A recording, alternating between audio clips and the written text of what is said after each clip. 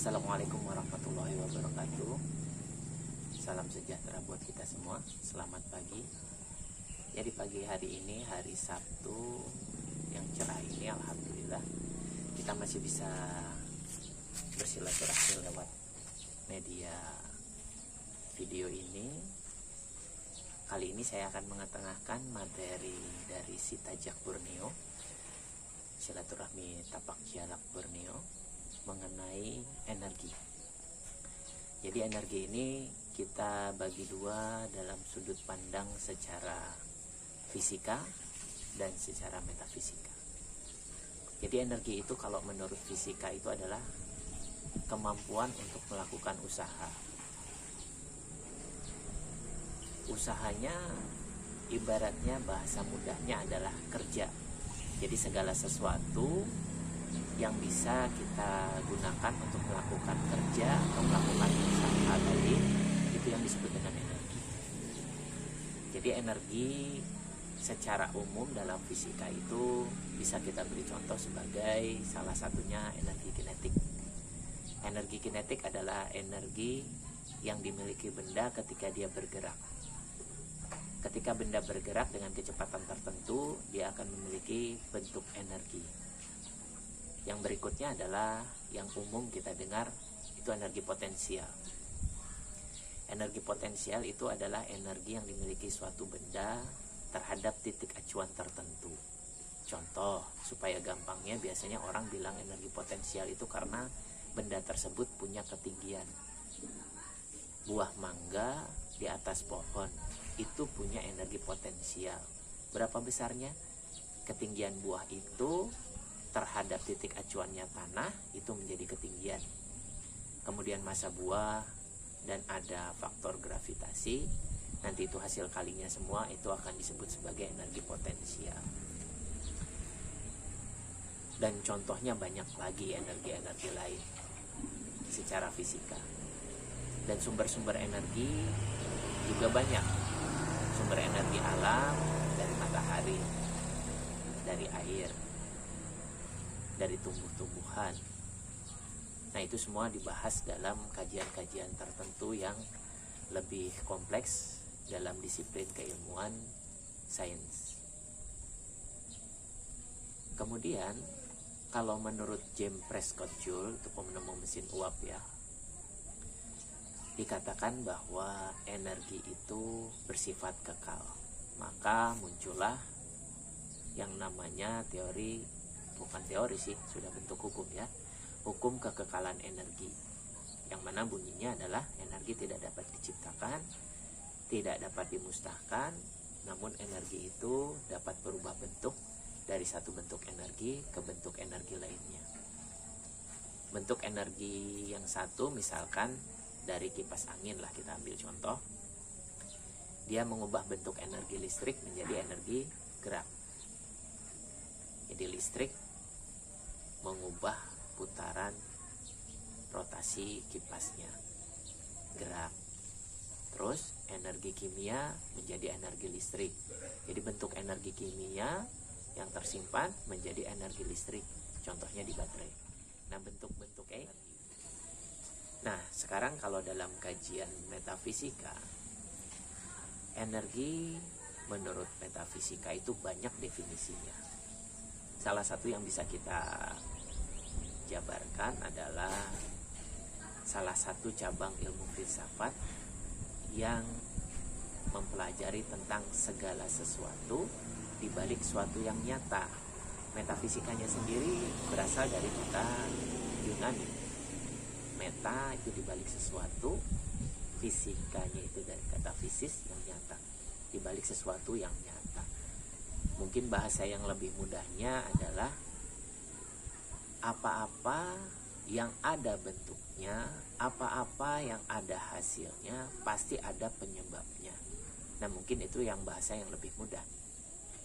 Nah, energi metafisika sendiri bisa diartikan adalah energi yang berasal dari luar tubuh kita, gitu, dari luar lingkungan kita. Energi metafisika itu banyak jenisnya. Nah, ini mungkin masih ramai untuk diperbincangkan atau kita kaji lebih mendalam.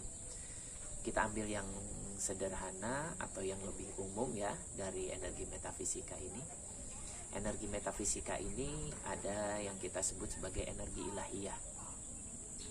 Energi ilahiyah itu datangnya sebagai bentuk mukjizat. Mukjizat ini hanya diberikan kepada orang-orang pilihan seperti nabi dan para rasul. Seperti kita ketahui, contoh mukjizat yang ada, Nabi Musa membelah lautan, Nabi Muhammad SAW itu membelah bulan, kemudian Nabi Isa bisa berjalan di atas air, dan masih banyak lainnya. Itu mukjizat, sumbernya dari Allah langsung. Yang kedua, ada energi metafisika yang berasal dari bantuan para malaikat. Ini contohnya seperti ketika terjadinya perang Badar, 313 umat muslim melawan 1000 lebih pasukan Quraisy, ya. Di situ para malaikat turun membantu hingga kemenangan berada di tangan kaum muslimin.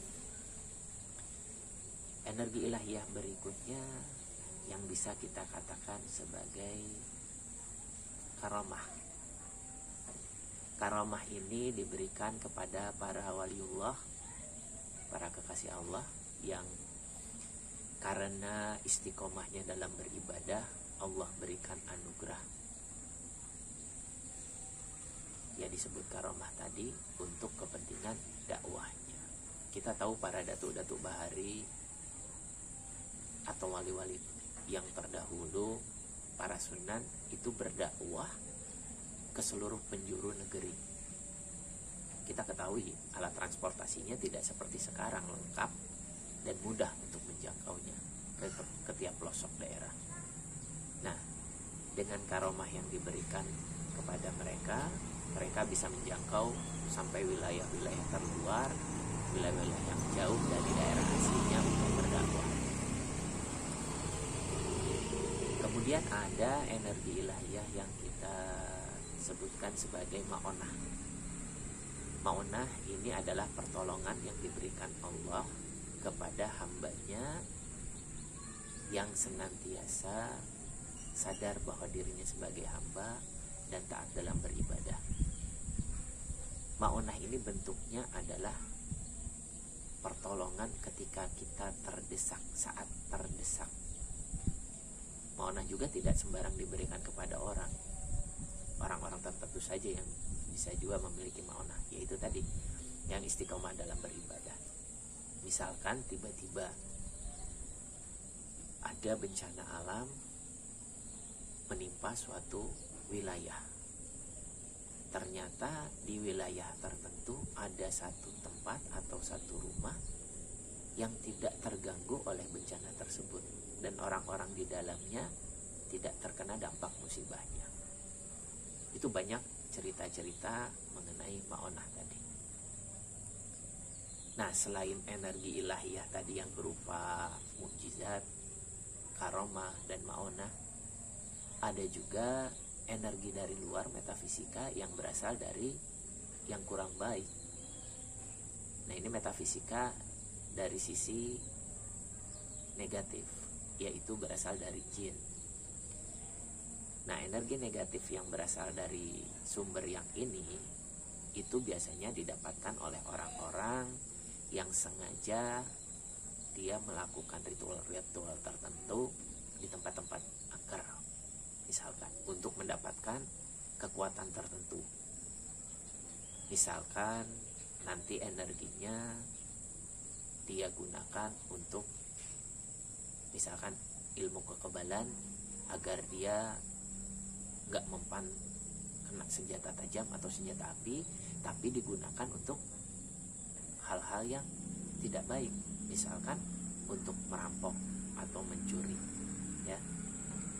Nah, dari tadi sumber energi tadi yang positif dan negatif, positif tadi yang dari ilahiyah, negatif itu tadi yang dari bangsa jin atau siluman.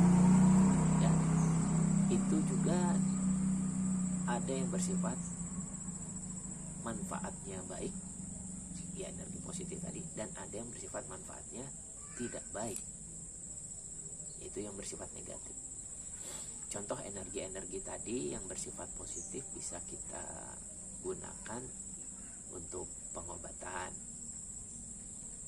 pemagaran rumah dari hal-hal yang tidak diinginkan, kemudian untuk kesehatan pribadi ya, dan menghindarkan diri dari penyakit ain. Sedangkan energi negatif tadi itu kalau digunakan oleh orang-orang yang tidak bertanggung jawab, itu bisa digunakan sebagai media pelet, sihir, santet atau teluh. Nah, itu bisa dilakukan oleh energi-energi tersebut, bisa ya. Jadi pada dasarnya manusia ini sudah dibekali dengan energinya sendiri yang Allah titipkan kepada kita, baik itu energi positif maupun energi negatif. Di mana sumbernya dan apa yang mempengaruhi energi-energi itu yang terdapat dalam tubuh kita? Apakah kita bisa terkena dampak energi negatif? Atau apakah kita bisa mengangkat atau memperbesar energi positif kita? Jawabannya kedua-duanya bisa. Energi positif tubuh kita bisa kita angkat, bisa kita latih sebagai tameng tubuh kita. Kita jadi sehat, muka kita bercahaya, cerah, enak dipandang, rumah enak ditempati. Itu salah satu bukti kita diberkahi dan energi positif kita lebih besar daripada energi negatif kita. Tapi jika energi negatif dalam tubuh kita itu lebih besar, maka yang terjadi adalah kita akan mudah sakit. Satu, pikiran kita tidak tenang, hati selalu gelisah. Demikianlah video yang bisa saya sampaikan pada pertemuan kali ini. Insya Allah berikutnya akan kita bahas mengenai skala batasan energi dalam diri dan bagaimana cara untuk meningkatkan energi positif dalam diri. Salah hilafnya mohon maaf. Billahi taufiq wal hidayah. Wassalamualaikum warahmatullahi